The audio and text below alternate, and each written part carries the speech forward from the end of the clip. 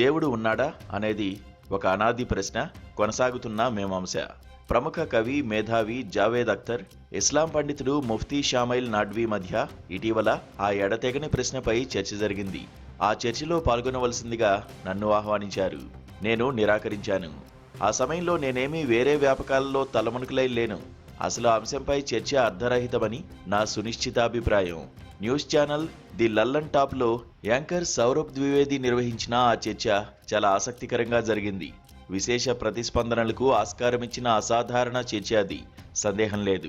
అయితే ప్రజాదరణ అనేది ఔచిత్యానికి రుజువు కాదు. మరింత స్పష్టంగా చెప్పాలంటే మౌలిక మార్పులకు దోహదం చేసేది కాదు. ముఫ్తీ సాహెబ్తో నాకు పరిచయం లేదు. దైవం ఉనికిపై చర్చలో పాల్గొనేందుకు ఒక మతాచారుడికి సహేతుకమైన కారణాలు ఉంటాయి.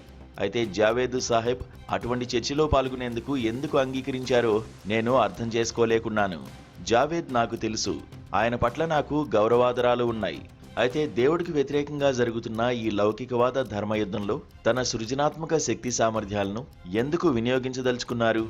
ఉత్కృష్టమైన రసానందాన్ని కలిగించే సినిమా పాటల స్రష్టగానే కాకుండా అభ్యుదయ కవిగా కూడా ఆయన నాకు, ఎంతో మందికి అభిమానపాత్రుడు. హిందీ, ఉర్దూ సాహిత్య ప్రపంచాలను ప్రగతిశీల భావకాంతులతో ప్రకాశవంతం చేసిన అభ్యుదయ సాహిత్య సంప్రదాయాలకు ఆయన సమున్నతమైన ప్రతినిధి. మత విద్వేషాలు, జాతీయవాద సంకుచితత్వాలకు వ్యతిరేకంగా జరుగుతోన్న పోరాటంలో ఆయనది ప్రభావశీలమైన గొంతుక. జాతి జనులు తమ గుండెల్లో ఘార్నిల్లగా పాడుకుంటున్న ఆయన ఏక్ హమారీ ఔర్ ఏక్ ఉన్కి ముల్క్ మే హై ఆవాజైన్ దో గీతం నాకు నిరంతర స్ఫూర్తి. ముస్లింల మత సంకుచితత్వం, హిందూ దురహంకారానికి వ్యతిరేకంగా స్థిర వైఖరితో సాహసోపేతంగా పోరాడుతున్న కవి, మేధావి జావేద్ సాహెబ్.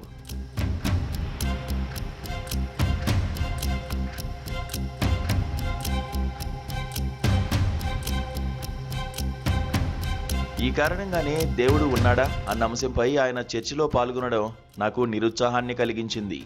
నేను ఆయన వలె అవిశ్వాసుల సమూహంలోని వాణ్ణే. ఆయన వలె రెండో తరం అజ్ఞేయతావాదిని. మా నాన్నగారు హేతువాది. మతపరమైన ఎలాంటి ప్రమేయం లేకుండా తన జీవిత వ్యవహారాలను నడుపుకున్న మనిషి. మా అమ్మగారు కూడా మతపరమైన ఆచారాల పట్ల తీవ్ర విముఖత చూపేవారు. వ్రతాలు, పూజలకు మా అమ్మమ్మ ఇచ్చే ప్రాధాన్యం ఆమెకు ఎంతమాత్రం నచ్చేది కాదు. నా పెంపకంలో మతపరమైన ప్రభావం లేదని మరి చెప్పనవసరం లేదు. నా సతీమణి హిందూ మతాచారాలను నిష్ఠగా పాటిస్తుంటుంది. అయినా నా అజ్ఞేయతావాద విశ్వాసాలు ఏమాత్రం సడల్లేదు. ఈనాటి భారతదేశంలో దేవుడు ఉన్నాడా అన్న విషయమై బహిరంగ చర్చకు అర్థవంతమైన ప్రాధాన్యమున్నదని నేను భావించడం లేదు. అటువంటి చర్చలో ఒకవైపు తరచూ దైవ విశ్వాసుల మూఢవాదం, మరోవైపు నాస్తికుల అజ్ఞానం, అహంకారం వ్యక్తమవడం పరిపాటిగా ఉన్నది.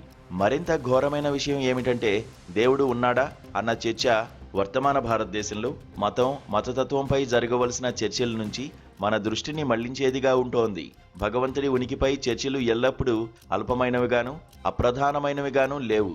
ఆ ప్రశ్న ప్రగాఢమైన తాత్విక ప్రశ్నలకు దారితీసిన సందర్భాలు చరిత్రలో చాలా ఉన్నాయి. దేవుడు ఉన్నాడు అంటే అర్థమేమిటి? దేవుడు ఉన్నట్టయితే మన జీవితాల్లో ఇంత చెడు ఎందుకు ఉంది? దేవుని రూపం ఏమిటి? లేక ఆయన నిరాకారుడా అన్న ప్రశ్నలు సహజంగానే చర్చకు వస్తాయి.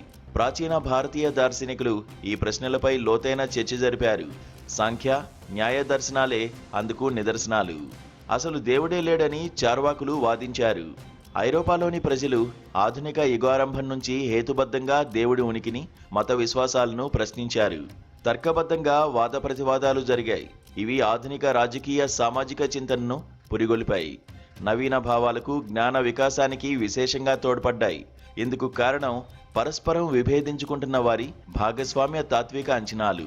ఉమ్మడిగా ప్రగాఢ తాత్విక భావనలు లేని ఆస్తికులు, నాస్తికుల మధ్య చర్చలు ఆవేశపరుస్తున్నాయే గాని ఆలోచనాత్మకంగా జరగవు. వాడి వేడిగా జరుగుతున్నాయే గాని వెలుగునివ్వని చర్చలుగానే అవి ఉండిపోతాయి.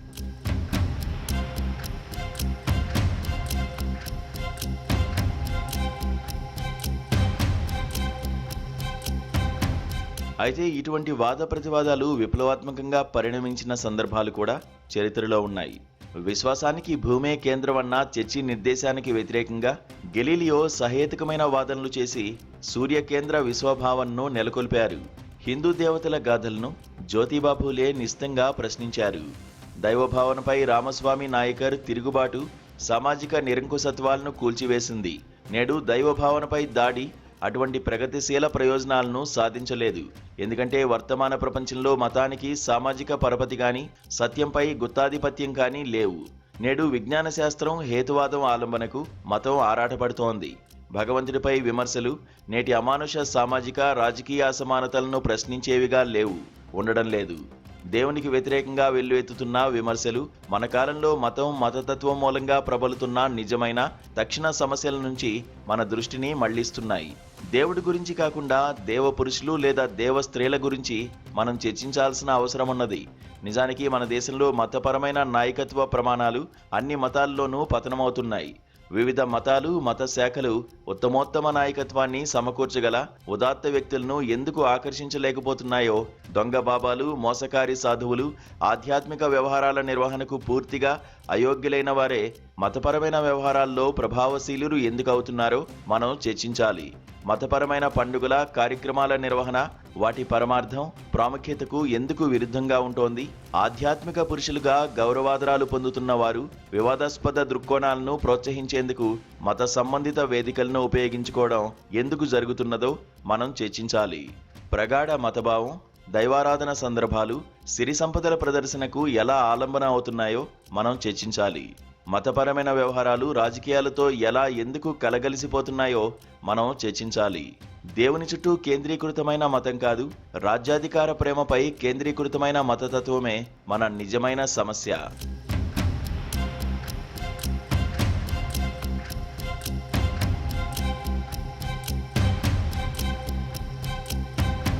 ప్రజలు ఎందుకంతగా భగవంతుడిపై విశ్వాసాన్ని కలిగి ఉన్నారు అనేది కాకుండా, దైవ విశ్వాసాలు తమ నిజ జీవితంలో దైవభక్తి లోపించిన విషయాలకు, ఇతరులకు హాని కలిగించే చర్యలకు ఎందుకు పాల్పడుతున్నారనే విషయమై మనం అత్యవసరంగా చర్చించాలి.